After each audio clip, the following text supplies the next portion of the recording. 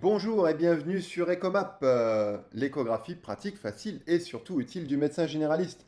Alors comme d'habitude, ça me fait un max de plaisir de voir que vous likez les vidéos, que ça vous plaît, que ça vous apporte des choses, que vous aimez un petit peu ces petits cas cliniques réels et authentiques issus de ma consultation, que je prends le temps de vous mettre aussi, c'est toujours un petit peu des choses en plus, mais que prends le temps de vous mettre en ligne pour vous aider à ce qu'on se forme ensemble, hein, qu'on découvre des choses sympas ensemble. Moi aussi, ça me fait faire quand même, mine de rien, pas mal de révisions aussi, relire un petit peu des articles, etc. sur le sujet avant de poster les vidéos, histoire de ne pas vous raconter des bêtises non plus.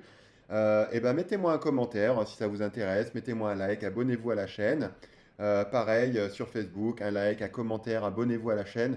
Et puis, comme d'habitude, votre formation à l'échographie est toujours offerte. Le lien est dans la description. Une formation d'initiation pour vous aider à vous mettre à l'échographie, pour découvrir les artefacts, pour découvrir un petit peu comment on règle un appareil d'échographie, pour avoir de belles images, pour ne pas poser de faux diagnostics par erreur, par un mauvais réglage.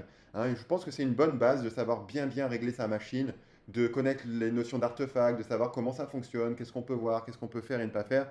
C'est une bonne base pour ensuite se former. Et je pense que c'est une bonne base aussi pour comprendre ce que je vous raconte dans ces petits cas cliniques sur Ecomap. Alors aujourd'hui, c'est un peu récréatif puisqu'en fait, ça va être un cas clinique en fait d'hygroma du coude, hein, et l'hygroma du coude, c'est quand même quelque chose de très, comment dire, de très clinique. À moins d'avoir vraiment un doute important cliniquement, en principe, on n'a pas forcément besoin de faire une échographie du coude.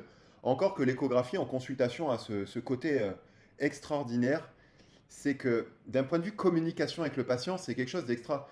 Au moment où vous posez la sonde, vous aurez beau dire tout ce que vous voulez au patient, mais oui, mais on voit très bien que c'est un hygroma. Ce patient qui se présente avec une tuméfaction importante du coude, il est inquiet, hein, il a une boule au niveau de son coude, ça lui fait mal, ça l'inquiète, il veut savoir. Et surtout, ce qu'il veut, c'est être sûr que vous ne passiez pas à côté de quelque chose. Je peux vous garantir qu'au moment où vous allez poser votre sonde sur le coude de votre patient, même si vous-même vous savez déjà que c'est un hygroma du coude, vous en êtes persuadé, vous posez votre sonde, le patient est ravi. Vous avez fait quelque chose pour lui d'important, vous lui avez montré que c'était bien ça, vous êtes allé au bout des choses pour lui, et le patient vous sera vraiment reconnaissant d'être allé au bout des choses, même si vous, dans votre fort intérieur, vous dites, bon, j'ai fait l'échographie, c'est peut-être pas hyper utile, mais pour le patient, ça l'est en fait, en réalité. Et puis c'est toujours l'occasion d'avoir de belles images, comme aujourd'hui, des images sympas, intéressantes, parce que l'hygroma, du coup, c'est quand même impressionnant en échographie. Hein. Alors voilà notre patient, hein, il se présente comme ça, avec ben, voilà, hein, vous voyez très bien ici, hein, la boule tout à fait typique, souple, sensible, douloureuse à la palpation, qui évolue depuis quand même maintenant quelques semaines hein, chez ce patient. Donc bon, ben, le diagnostic globalement il est fait, hein, on est en regard de l'olécrane, hein, je vous rappelle un petit peu pour l'anatomie, qu'en fait il s'agit d'une bourse de protection de l'olécrane, hein, on n'appelle pas ça le coude de l'étudiant pour rien. Hein. Hein, je vous rappelle un coude de l'étudiant, parce que ben, quand l'étudiant est et appuyer sur son coude pendant quelques heures en suivant les cours, et ben ça peut enflammer cette bourse, hein, enflammer la membrane synoviale qui va se mettre à sécréter du liquide pour protéger la pointe de l'olécrane des frottements et séparer en fait le tissu sous-cutané de l'os.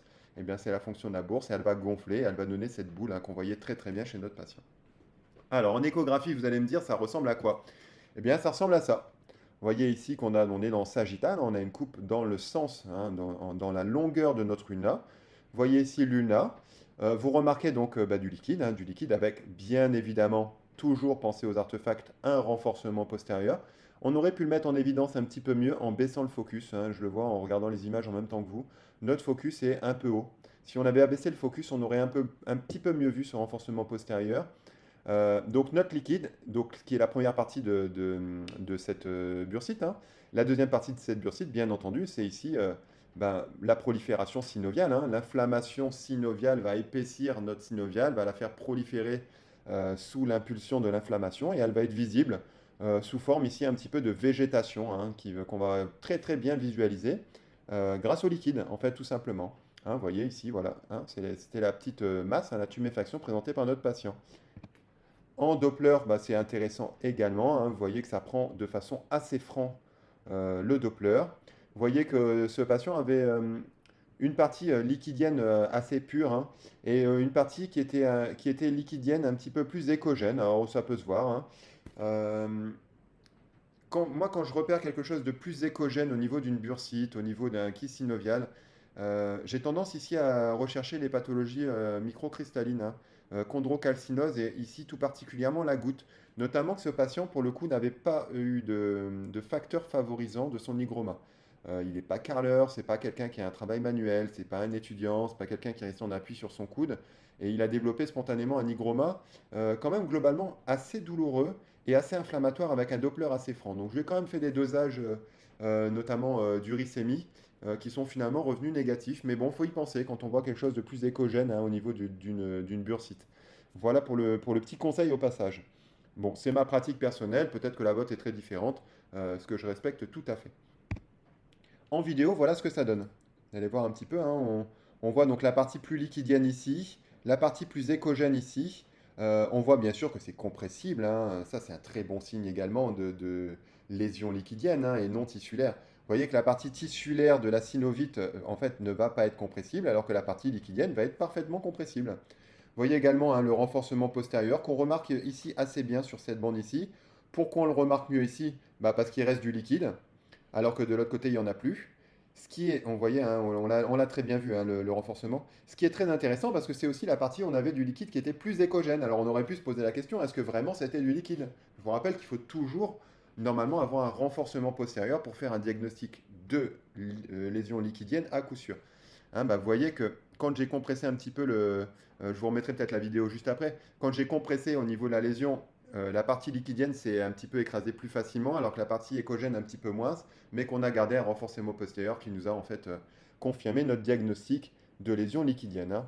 Donc voilà pour la vidéo. Alors on va essayer de revenir peut-être en arrière si on peut, pour voir un petit peu plus le moment où j'ai appuyé. Voilà.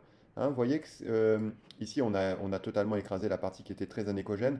La partie moins anécogène, en fait, elle s'est écrasée peut-être un petit peu moins facilement, probablement aussi parce qu'on avait en fait le relief osseux juste sous la sonde ici, et que là, on n'a pas de relief osseux, hein. Pour écraser une structure, il faut quand même avoir un relief des deux côtés.